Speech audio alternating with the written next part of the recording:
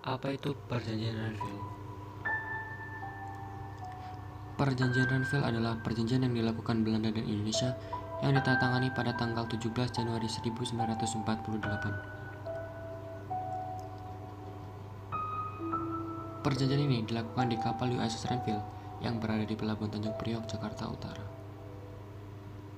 Perundingan ini kemudian menghasilkan Perjanjian Renville dilakukan pada tanggal 8 Desember 1947 yang ditengahi oleh Belgia, Australia, dan Amerika Serikat yang disebut juga Komisi Tiga Negara atau KTN. KTN adalah sebuah badan arbitrase yang berdiri atas persetujuan PBB yang bertugas untuk mengawasi gencatan senjata dan menyelesaikan sengketa yang terjadi antara Belanda dan Indonesia. Latar belakang Perjanjian Renville. Perundingan Renville dilatar belakangi oleh situasi yang memanas selepas Belanda melanggar kesepakatan dalam Perjanjian Linggarjati hingga kemudian melakukan agresi militer pertamanya ke Indonesia. Agresi militer Belanda ke Indonesia mendapat tentangan dari dunia luar, termasuk Amerika Serikat dan Inggris yang notabene adalah sekutu Belanda.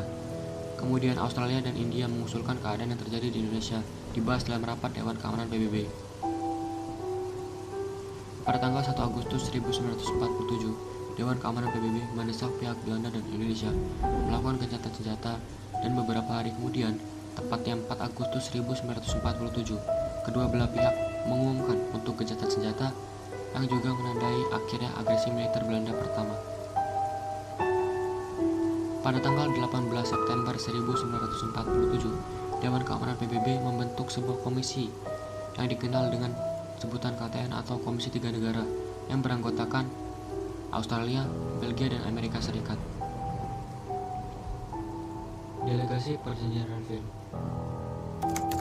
Delegasi Indonesia dipimpin oleh Amir Syarifuddin. Delegasi Belanda dipimpin oleh Kolonel Abdul Qadir Wijaya-Atmojo. Delegasi Amerika Serikat dipimpin oleh Frank Porter Graham. Isi Perjanjian Renville.